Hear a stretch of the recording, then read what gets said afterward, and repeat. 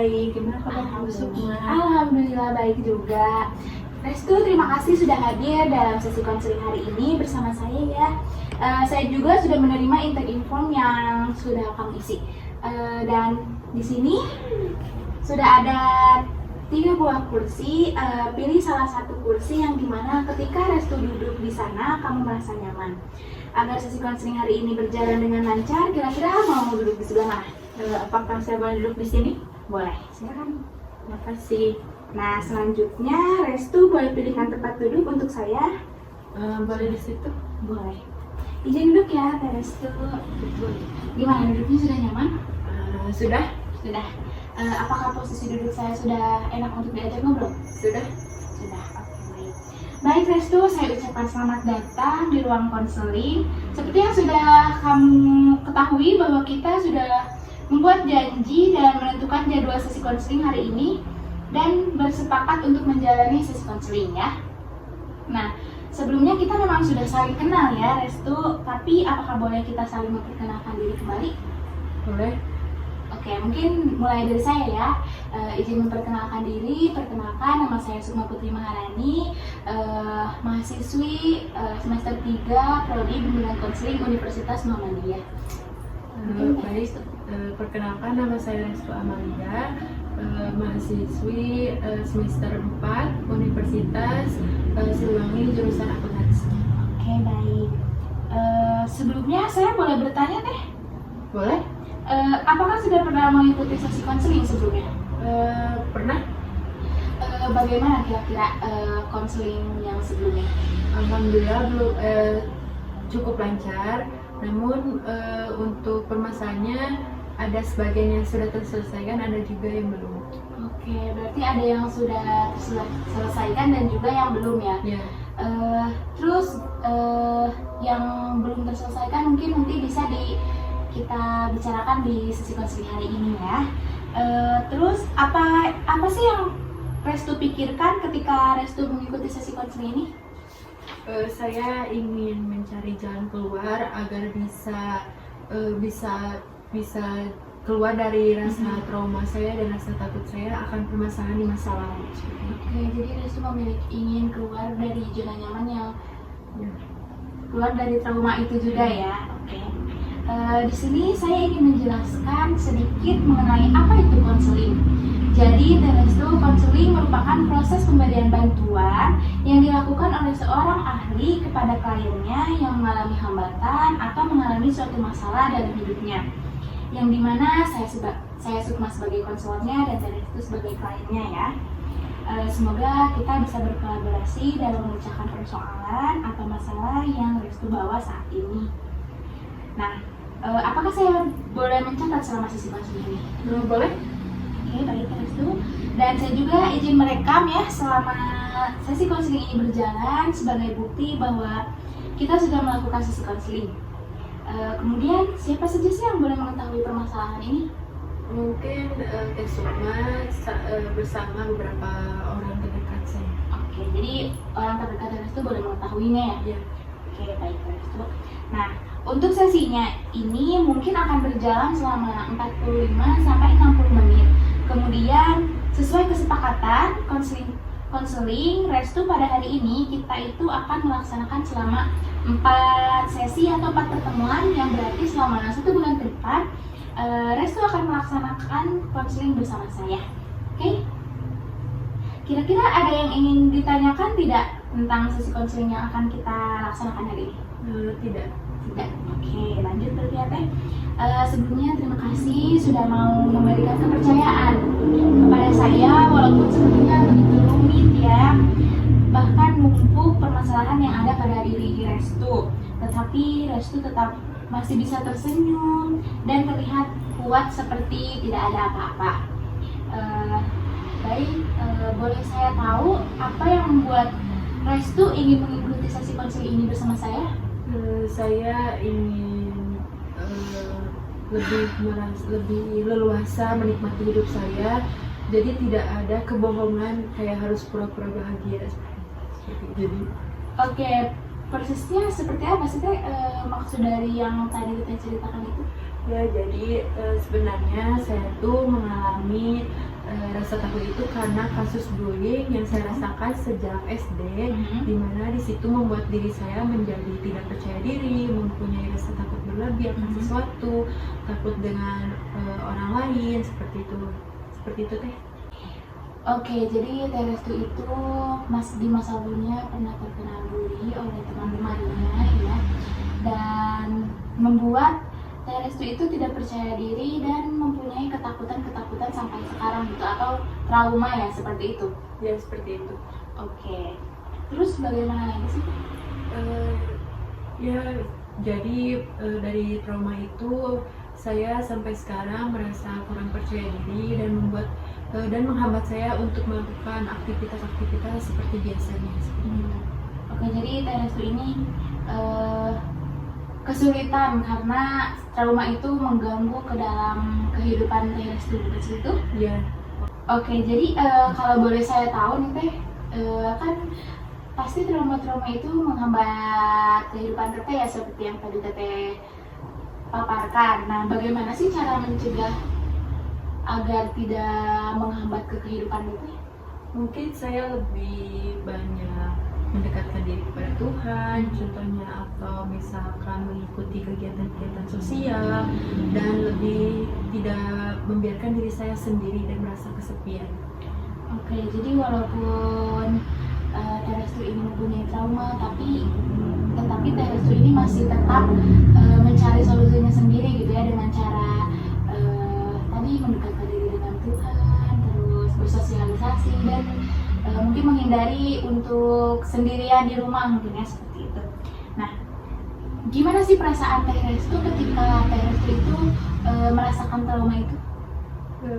Takut, karena benar-benar kadang sulit untuk dikendalikan, karena hal itu membuat saya tidak bisa berpikir leluasa seperti itu. Oke, jadi Teh Restu ini merasa ketika traumanya terjadi, Teh Restu merasa takut ya, seperti itu. Oke, berarti tadi kan Teh Restu itu merasa ketakutan ya. Apakah ketakutan itu sering muncul akhir-akhir ini, atau jarang? Sering. Oke, sering. Itu ketika Teh Restu bagaimana sih merasakan ketakutan itu? Mungkin karena saya sedang merasa sendiri, jadi hal-hal negatif yang dalam pikiran saya muncul begitu saja. Oke, jadi Teh Restu itu merasa ketakutan atau ada trauma ketika Teh Restu itu sedang sendirian di rumah, seperti itu ya. Ya, baik. Jadi bisa saya simpulkan ya Teh Restu, jadi Teh Restu itu merasa ketakutan karena di masa lalunya pernah terkena bully, sehingga menghambat ke kehidupan di akhir-akhir ini ya, seperti ketakutan, terus trauma, seperti itu ya Teh? Iya. Oke, jadi dalam sesi hari ini kira-kira persoalan mana dulu nih yang akan kita bahas? Mungkin cara menghilangkan rasa trauma saya mungkin. Oke, jadi konseling kita hari ini akan berfokus pada cara menghilangkan rasa trauma di diri Teh Restu ya, Teh Restu? Iya. Oke, baik. Biasanya apa sih yang dilakukan Teh Restu?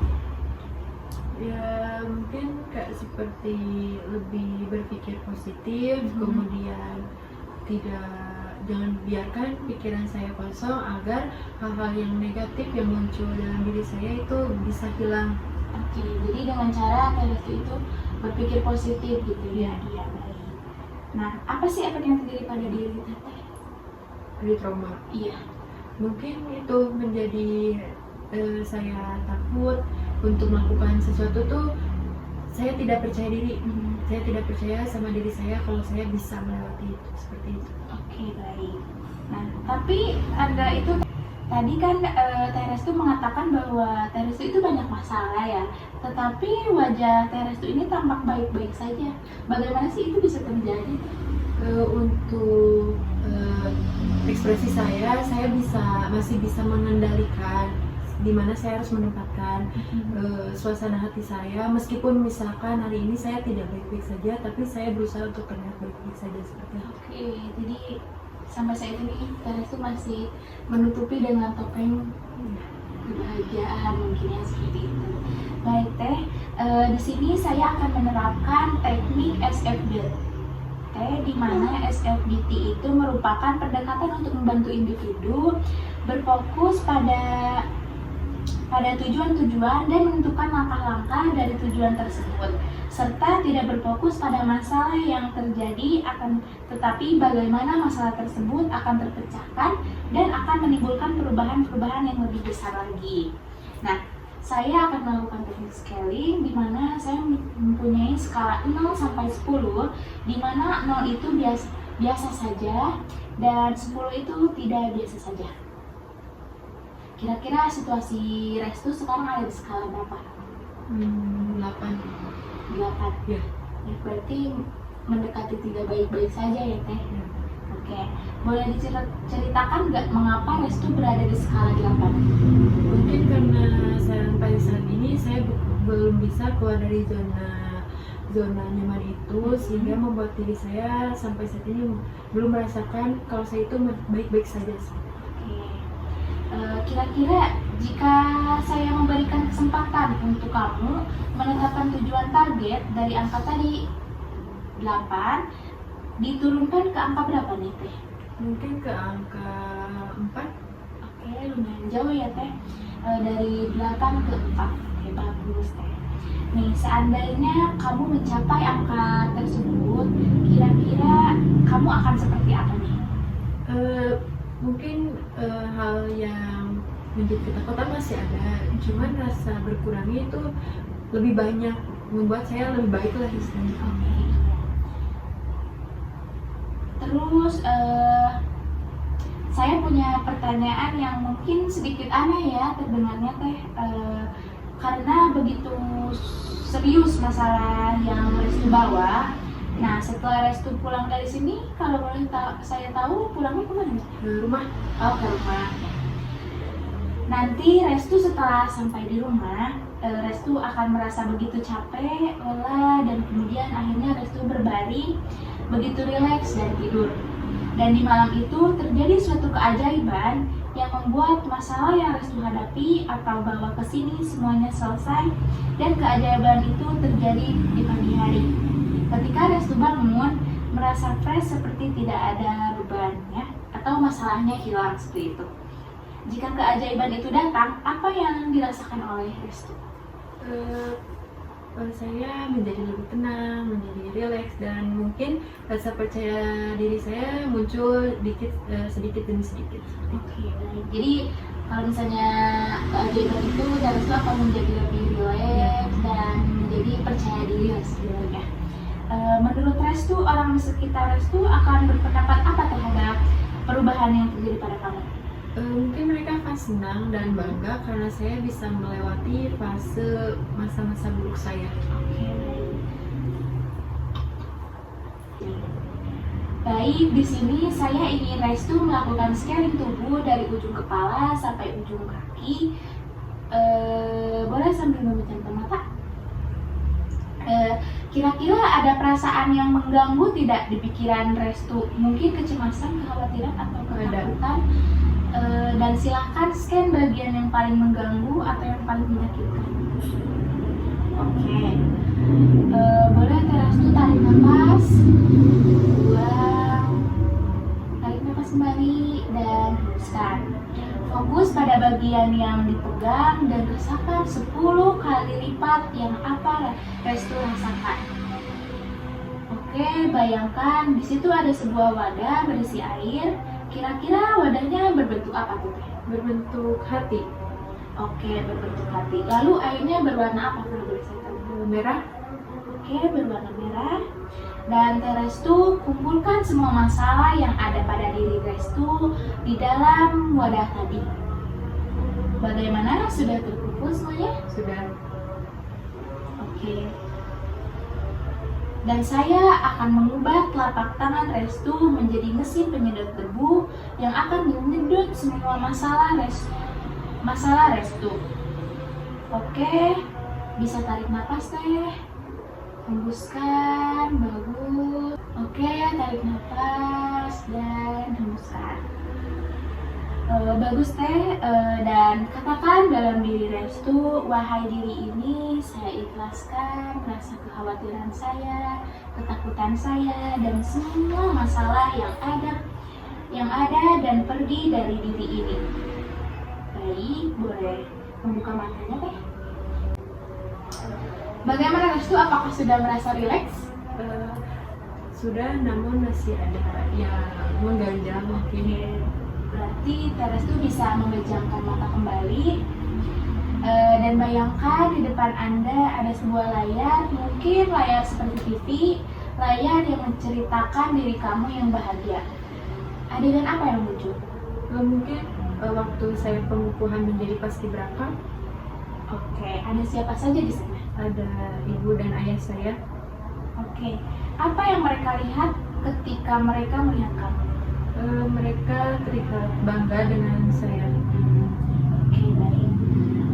Seandainya ada yang anak kenal, apakah dia menyampaikan sesuatu? Ya, Kira-kira menyampaikan apa tuh? seperti saya bangga terhadap kamu seperti itu. Oke. Lalu, apakah ada yang ingin disampaikan pada orang yang Anda kenal? Ada. Silakan, apa?